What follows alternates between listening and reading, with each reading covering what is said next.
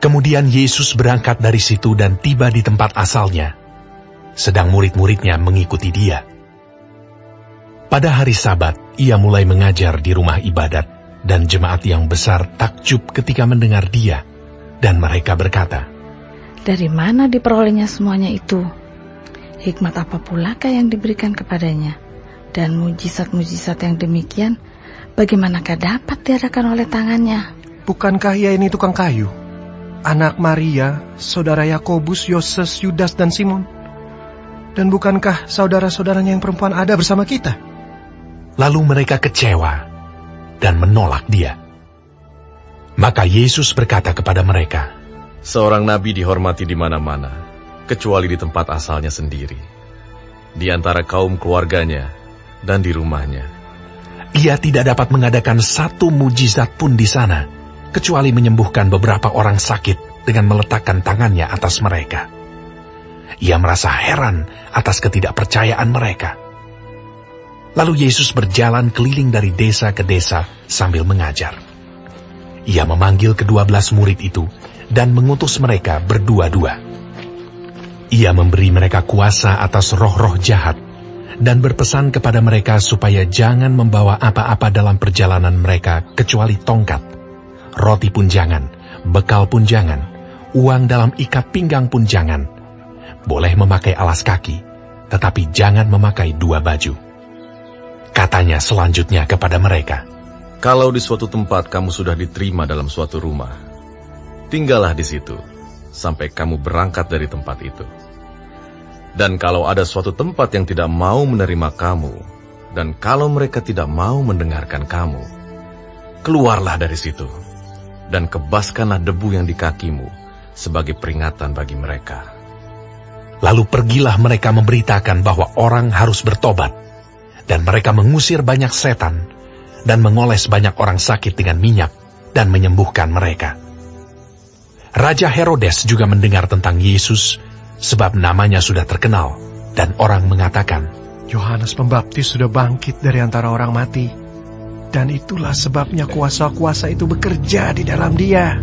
Yang lain mengatakan, "Dia itu Elia." Yang lain lagi mengatakan, Dia itu seorang nabi, sama seperti nabi-nabi yang dahulu. Waktu Herodes mendengar hal itu, ia berkata, "Bukan, dia itu Yohanes yang sudah kupenggal kepalanya dan yang bangkit lagi."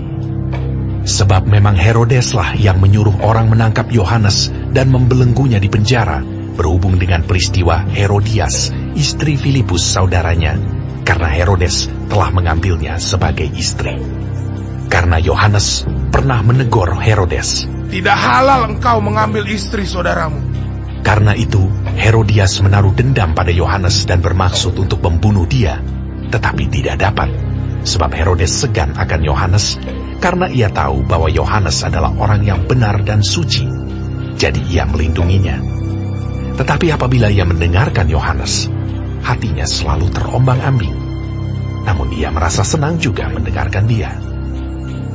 Akhirnya tiba juga kesempatan yang baik bagi Herodias.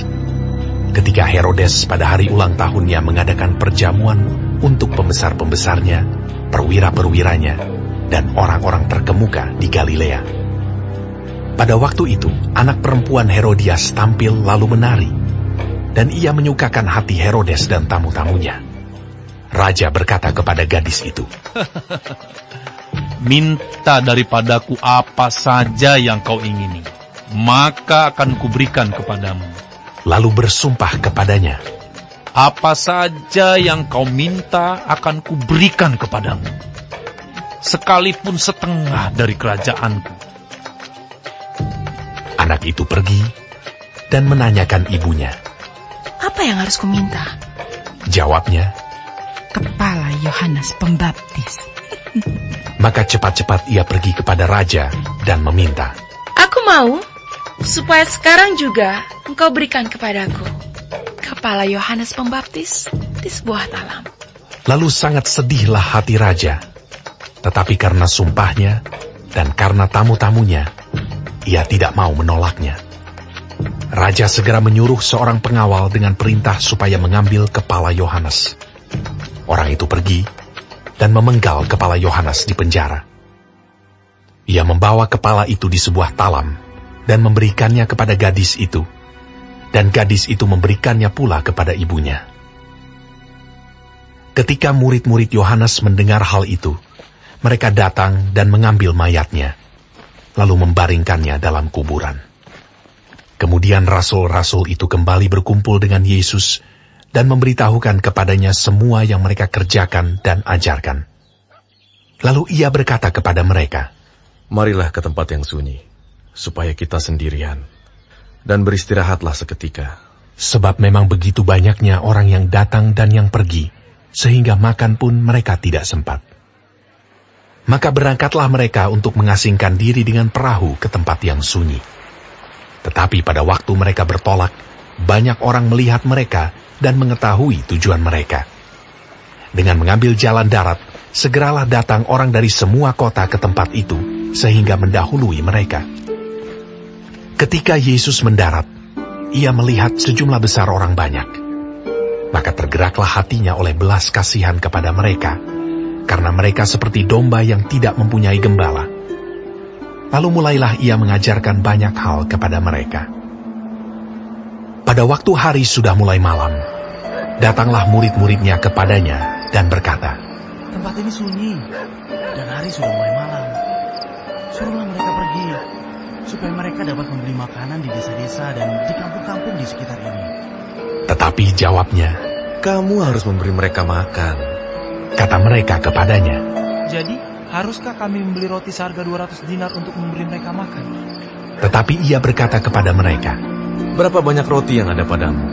Cobalah periksa." Sesudah memeriksanya, mereka berkata, 5 roti dan 2 ikan. Lalu ia menyuruh orang-orang itu supaya semua duduk berkelompok-kelompok di atas rumput hijau. Maka duduklah mereka berkelompok-kelompok. Ada yang 100, ada yang 50 orang.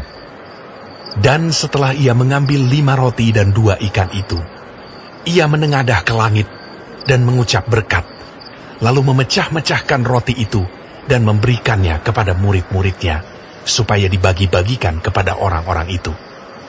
Begitu juga kedua ikan itu dibagi-bagikannya kepada semua mereka. Dan mereka semuanya makan sampai kenyang.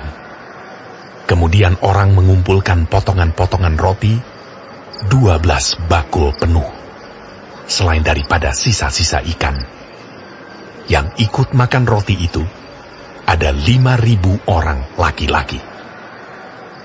Sesudah itu, Yesus segera memerintahkan murid-muridnya naik ke perahu dan berangkat lebih dulu ke seberang, ke Betsaida. Sementara itu ia menyuruh orang banyak pulang.